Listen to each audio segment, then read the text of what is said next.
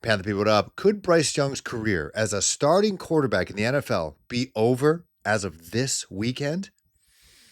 Go ahead and watch Panthers Post. Thanks for joining. Before I get started, make sure you click on the link below in the description for Queen Cotton. Check them out. They're a new business. They're located in North Davidson. They're not some offshore t-shirt company. They are in North Davidson. You can go in right now and take a look at their clothes. They got Panthers clothes, Hornets clothes, Charlotte FC clothes. They got just regular Charlotte Aura clothes.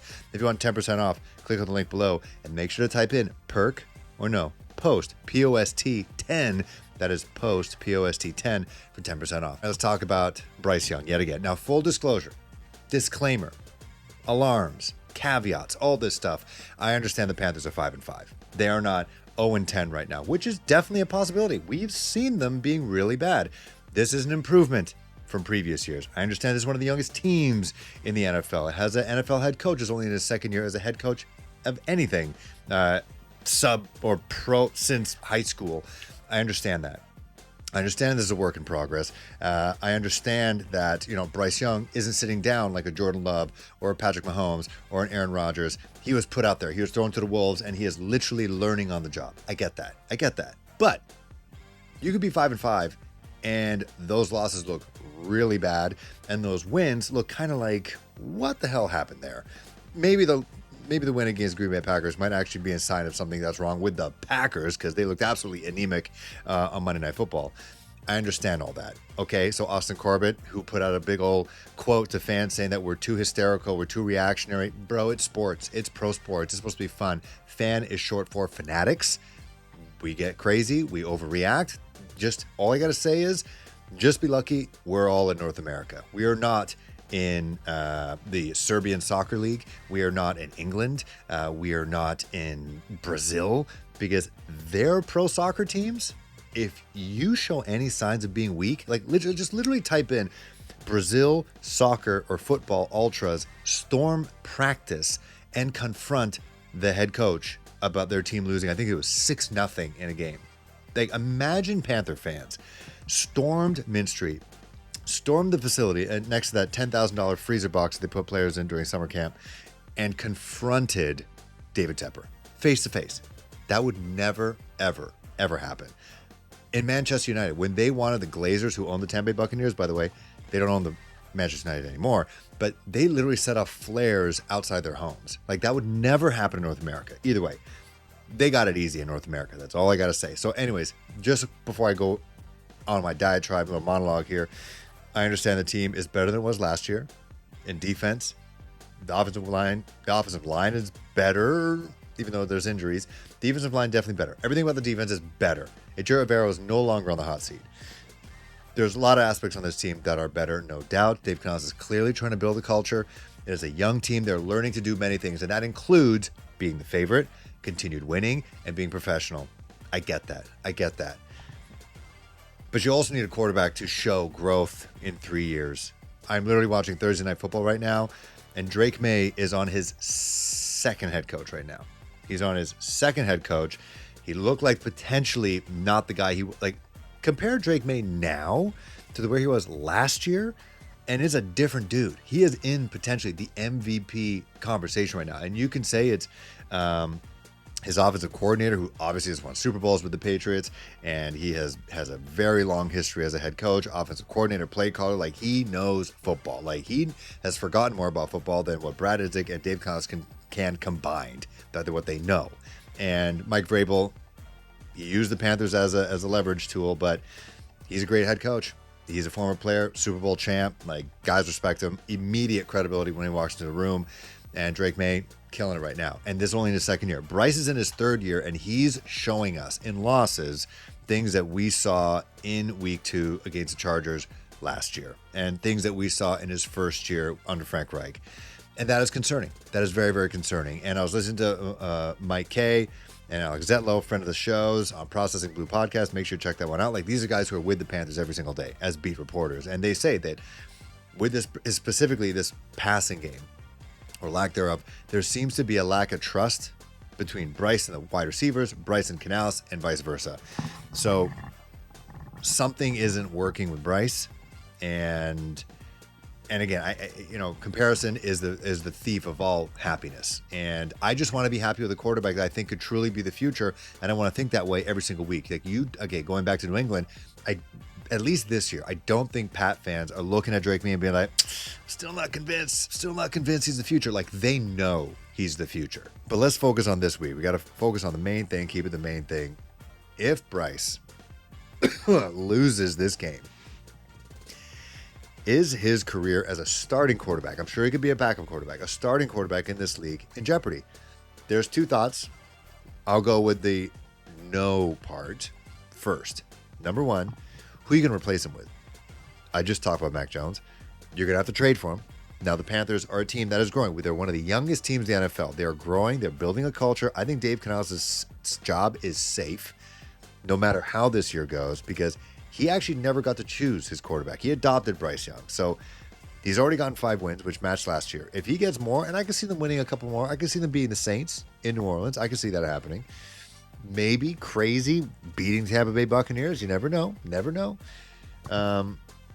If they improve on their win total from this year right now, if they go to 6-7 wins, I think Dave Canales keeps his job.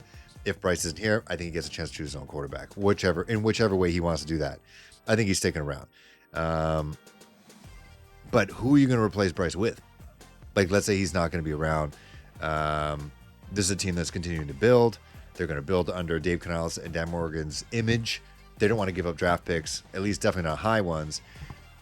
Are you going to give up picks to get Mac Jones? Maybe, maybe not. Okay, you got him. You could try to trade for him. Some of the free agents this year, it's like woeful. It's sad. Like, the best one is Daniel Jones, and he's going nowhere. He's going to stay in Indianapolis, no doubt. Like, I don't think they're going to do a Sam Darnold, because you're seeing how a tough time the Vikings are having right now with J.J. McCarthy. I think Daniel Jones is going to stay put. Jim Irsay's daughter is like doing her thing on the sidelines. I think they're going to keep him. And then you got like Russell Wilson, Malik, what's his name? He was in that 2022 draft where I don't think anybody's playing football anymore besides him. But you got Malik. You got Joe Flacco. You got Marcus Mariota. So you got those guys as free agents. Like, that's like the top of the list. You want none of that. Justin Fields, you want none. Maybe Fields because he's the SEC guy. Maybe you bring him in as a true bridge. But like it'll be gross. It'll be gross. You could trade for guys. I already mentioned Mac Jones, Kyler Murray. Like, he's a quarter Korean. Like, so like I'm somewhat in favor, but he's like, I think the Panthers are third favorites to get Kyler, who seems to have seen his last days in the Arizona Cardinals. Like, on one side, he has been an MVP candidate, something that Bryce has not been in his young career. Like, Kyler is crazy athletic, crazy fast. He has a great arm. Like, he plays bigger than his stature. And you think he's like a little bit taller, if not the same size as Bryce. He looks shorter because he's thicker. And I'll tell you right now, Koreans, we got thick legs. We're big people. You might not think it, but we're big people. 2/3 of our country is mountains, baby. Always walking and running up and down mountains. But he's more athletic, better arm. Attitude problem for sure. The studying thing, he's got to figure that out. I think Dave Canales could kind of warm him up in that sense. But the Panthers are, it's the Raiders, Jets, and then the Panthers. I think the Raiders will probably draft somebody. I think the Jets most likely going to draft somebody. Panthers aren't drafting a quarterback. We'll talk more about that. But if that happens, it's an improvement talent-wise. But I honestly think we're vain people. If we bring in another like sub 6'3" quarterback, I think people are going to riot. I think people are going to lose their minds. It also doesn't help that the Panthers own the Cardinals. And Kyler has been the face of the Cardinals the last couple of years. And now you're going to bring this guy with a loser mentality. Not a loser like he's a loser, but they are losers to the Panthers, except this year. And now you're going to bring their quarterback in. What kind of results are you going to expect? You expect me any better? Like, I don't know. But it would be kind of cool to have two AAPI quarterback and a wide receiver in Tetra McMillan. But that's an option. That might be the best option if you want to like scrub how short he is. That's an option. And then there's the draft. The Panthers, with the 5 wins right now, they're not in that elite quarterback territory for the 2026 draft. And this draft is very strange. Like, I haven't really been paying attention to the quarterback market itself. But before the year, it was like Garrett Nussmeier, Drew Allar, Archie Manning. And, those were the guys, like clear-cut franchise quarterbacks, franchise-altering quarterbacks. Now those guys are like, they might go back to school, maybe the second round, third round for some of these dudes. Now you got like Mendoza. You got Dante Moore out of Oregon. But like those guys, are they better than last year's? From what I've read, yes. But none of them are like clear-cut, these guys are going to change your life. Are they a bunch of Kenny Pickett's? I don't think so. I think they're a little bit better than that. But Panthers aren't going to be picking there. So if you're going to be getting another quarterback in the draft, it could be, if they go quarterback where they're picking now, so I think the Panthers are picking they're picking 15th, 18th, somewhere like that. Like, they're getting a linebacker, they're getting defensive tackle, they're getting corner. That's it. They're not getting anything else. If they get anything other than that, like a quarterback at that range, it's not worth it. It's a reach. They're going defense. If you're going quarterback, I could see them going maybe in the third round. John Mateer hurt himself, the Oklahoma quarterback. He was in the Heisman race early on, then he got hurt. If he doesn't go back to school, if he is eligible, I don't know. Not keeping that close attention. Maybe you pick him up in the third. He's kind of like a Baker Mayfield type, kind of that Great White Buffalo. If you guys saw Hot Tub Time Machine, it kind of got away. Like, he's kind of got that bro energy that the Panthers could be missing. You can get someone like him. Garrett Nussmeier could be maybe a second or third round pick. You'd take a flyer. But anyways, what I'm saying is, who are you replacing Bryce with, and are these guys better than him? Now, the 2027 draft could be a little bit better. From what I've read, there's different cats who are available. I think the one that Dylan Raiola, a.k.a. Patrick Mahomes Jr., he is reportedly in the mix in 2027 draft. So that could be someone, but we already know. The draft is such a crapshoot. Like, literally for a year and a half, we've been told that Arch Manning was the second coming of the quarterback position. He was going to revolutionize it, and now he's a bum. So you can't really look at that. So basically, where are you getting your next quarterback? The free agent class sucks. Are you going to give away serious draft capital? Like, to get Kyler Murray from the Arizona Cardinals, that's maybe a first-round pick. That's probably where the conversation starts. It could probably be a third-round pick, but where are you getting your quarterback? Where are you getting him? And so you're kind of stuck with Bryce. So if he loses on Sunday, in that camp of, is his career as a first-string quarterback in jeopardy? No. There you go. Now, in the yes camp, it's just simply, you just cannot continue to rely on a guy who cannot throw downfield, will not throw downfield, only trust Tetra McMillan, doesn't give it to Xavier, doesn't give Jalen Coker a chance, can't physically read the field because of his stature. And because of his stature, unlike a Kyler Murray, he doesn't have the laser rocket arm. He doesn't have the explosive running part of his game. He's a little bit smooth at times, but he's outrunning nobody. And he's not out throwing anybody. He is underthrowing, if anything. And Mike K, again, in the Processing Blue podcast, check that one out. He talks about like all his balls, all his passes are kind of fluttery. There's no zip. There's no velocity. They're beautiful passes, but they're like slow. There's no zip. There's zero zip. Like, I've watched Thursday Night Football for like 10 minutes. All of Drake May's passes are lasers, and he has the touch as well. It's not Cam Newton. There's like a gradient. There's like the full Cam Newton, which is like, I'm going to break your hands off. And then there's Bryce Young, who's like, like all his passes always seem like, like very catchable balls. And then the one thing we've been talking about this whole week is yak. Yards after catch. No wide receivers of the Carolina Panthers get any yak after catch ball. They catch it and they go down. Is that because the ball is normally behind them or above them and they kind of have to break stride? They have to turn around. They kind of have to put their body in contortions to continue running. Like, if you hit the guy in stride with a laser and he doesn't have to slow down because you're throwing so damn fast, you're throwing to their speed instead of them slowing down and then obviously the corner closing the gap or the safety closing the gap and laying them out right on the spot. If you get it to them quickly, they can continue running at full tilt and then just book it.